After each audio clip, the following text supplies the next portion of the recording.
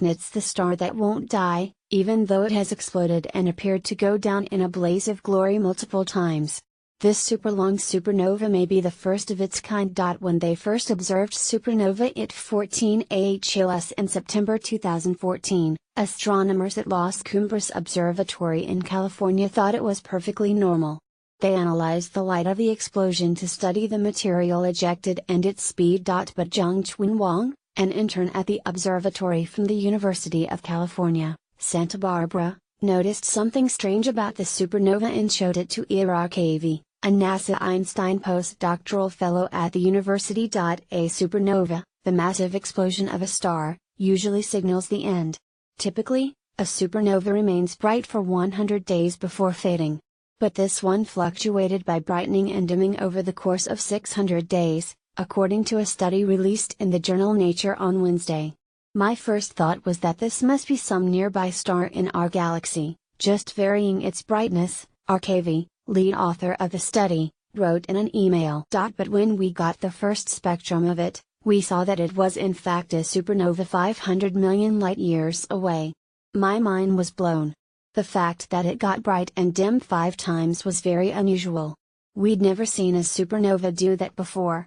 The astronomers decided to look over archival data and discovered a surprise: the same star was observed exploding in 1954 and somehow survived the massively catastrophic event, only to explode again, and continue to survive.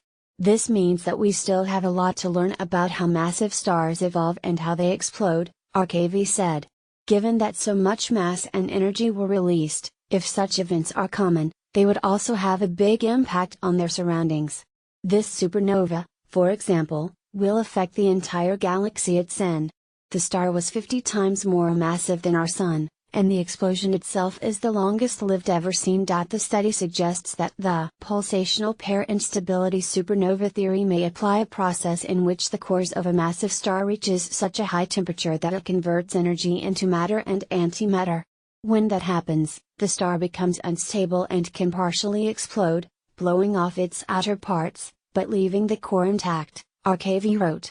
The star then stabilizes, and can go through this process multiple times every few years or decades.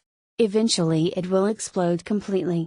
We've never seen such a supernova before, so ours would be the first candidate. But there are a couple of things about this theory that don't quite match up with what astronomers are seeing in IT 14 AHLS. These explosions were only expected to be seen in the early universe and should be extinct today, said Andy Howell, leader of the Las Cumbres Observatory Supernova Group and a co-author of the study, in a release. This is like finding a dinosaur still alive today. If you found one, you would question whether it truly was a dinosaur. The researchers said that the energy released by the supernova is greater than what the theory would predict.